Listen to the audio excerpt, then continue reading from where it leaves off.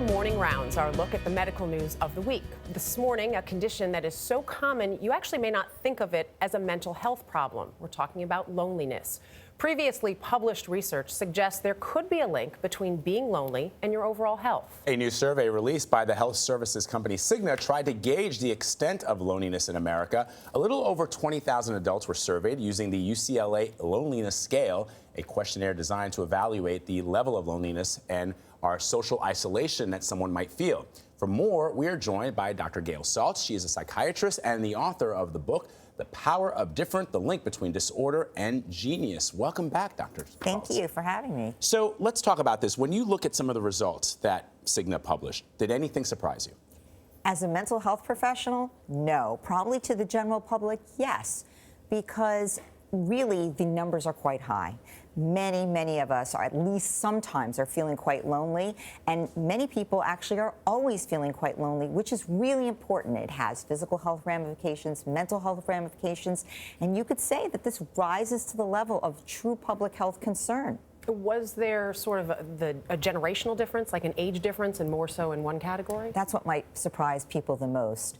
I'm not surprised, but in the 18 to 22-year-old category, that was actually, those people scored the highest in terms of loneliness. We tend to think of loneliness as sort of an older person's problem, but actually the scores were highest for the youngest group, 18 to 22, and remained high and dropped very slowly until the oldest group. And you would be like, well, is there any indication as to why?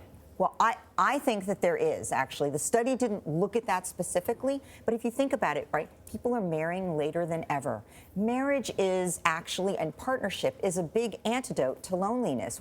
Human beings evolutionarily are social creatures. We need to bond. It was a method of survival. So when you don't have someone or people that you're bonded to, that creates real problems. So later marriage, less marriage, people moving farther apart from each other than ever before. Think about it. Older generations, families stayed together. Now people spread out all over, and a lot of feeling that you don't agree with other people. We're very divided, and that creates a sense of lack of intimacy, lack of being included, which leads to loneliness. You know, the later marriage thing, I know my mom is watching. She's going to be calling me after Mine the show. as well. Are you kidding? Get on it. You know, and the reason I say that is get on it, right? Because there are some real physical health issues that are linked to this phenomenon. That is correct. And as I mentioned earlier, because evolutionarily we're meant to bond, when we don't have people that we're bonded to or feel close with, it creates a sense of danger for us because it was long ago dangerous.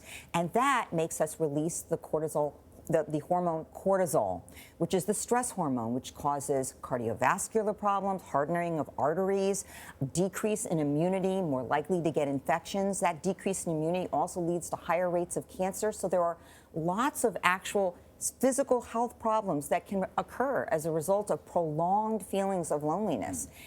In addition to that, depression is a big result of loneliness, and depression is actually the #1 source of disability in this country. It's a very common illness, and loneliness can be a big precursor. I would have thought that social media impacted this as well, but it didn't have as big of an impact as I would think. So actually, it's a little misleading. It says it doesn't have an impact, but really what we're talking about is a bimodal group. So the group that uses social media to add to their in-person contacts and keep the relationship better, so to speak, that group, it did not impact, not surprisingly. But there are many people who don't have in-person contacts, who are only on social media sort of looking at what other people are doing, looking at how other people are not alone, or it seems like other people are not alone. Present what you want. And that group, it really does enhance those feelings of loneliness. We know that social media leads to more depression and more anxiety, and that may be another factor for the young group. Is there was a New York Times report that came out a few weeks ago that suggested that boys are more at risk for factors that including increased alienation. Did this study look at that by gender? It did not. Well, actually, no, I take that back. It did in a very broad way and found that both males and females really do suffer from this. Now, they may handle it different, and that may be something that the other study looked at. So men tend to get more angry when they're isolated, et cetera, and women more cry in the shower, as we were speaking about.